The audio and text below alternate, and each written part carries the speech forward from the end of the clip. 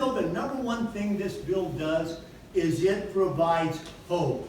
Hope that they're going to be able to do that. And give you a quick example of that. My therapist, my hairdresser was cutting my hair last week. We all got one of those, okay? And I started telling her about it. She goes, oh my God, you're kidding. She goes, oh my daughter, you won't even know, oh my son-in-law. So she started going on. You do not know what kind of problems this has created for our family over how many years. We never had the hope that this could be resolved. So I'm going to leave you guys with this. The mission starts here. We have got to educate Kansans, especially rural communities all across the state, that they can now pay on their drivers, pay on those bills, and stay legal and become productive citizens for this state. So last thing I want to do, and it's such a great honor to do this, not only to recognize Governor Kelly and be on the same stage with her, but and thank her for being here today, but to recognize the fact that over the years, many years, that me and many others went to Topeka with social justice and criminal justice issues. She always found time for us. And I never forgot that, and we appreciate you today for the same thing. Thank you all. Or Kelly.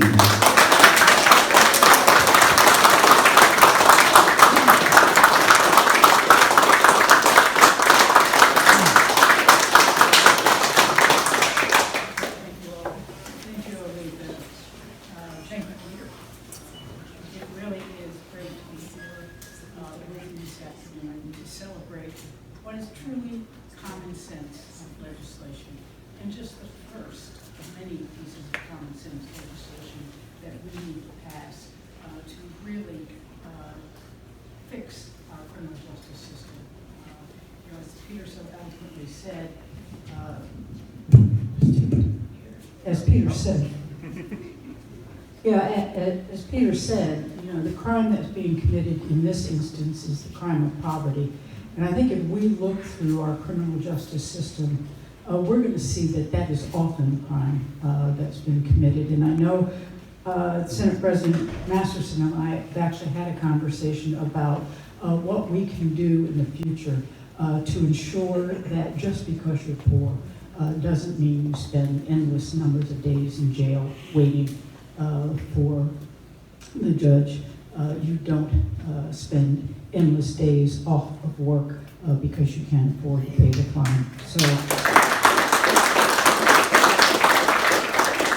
when Senate Bill 127 landed on my desk, signing it was truly a no-brainer.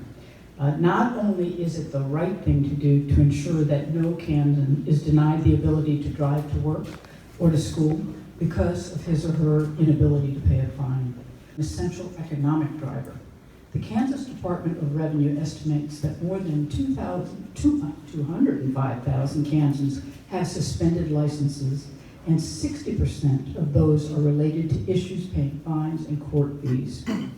Through Senate Bill 127, we can get these Kansans back on the road and back to work a whole lot quicker. This is also the kind of compassionate, common sense legislation that keeps talented Kansans in the workforce rather than creating punitive barriers to their staying in their jobs. And it shows prospective companies that Kansas is actively seeking innovative ways to create the pipeline of workers that our businesses need to succeed. Since I took office, we've worked by a simple mandate: strengthen our state's economic foundation, create jobs, and recruit and retain businesses and talented workers. We know that economic development is about more than our Department of Commerce's aggressive and successful recruitment efforts. It's also about implementing pro-growth policies like Senate Bill 127 that makes Kansas a place where families, businesses, and young people want to be. When I took office, we got to work implementing fiscally responsible policies that focused on investing taxpayer dollars where they would give the biggest return on investment. Strategic investments to fully fund our schools, expand broadband access, fix our roads and our bridges, and provide affordable, accessible health care. And our efforts are paying off in a big way. Kansas has experienced a record amount of economic activity this year, bringing in new jobs and businesses investment at historic levels. Since 2019, businesses have invested more than $6 billion in Kansas and created 26,000 new jobs.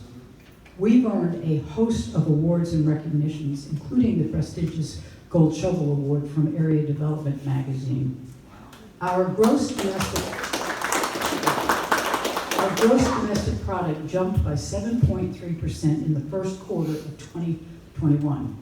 And we're one of the three top states reporting higher employment in rural communities than before the pandemic.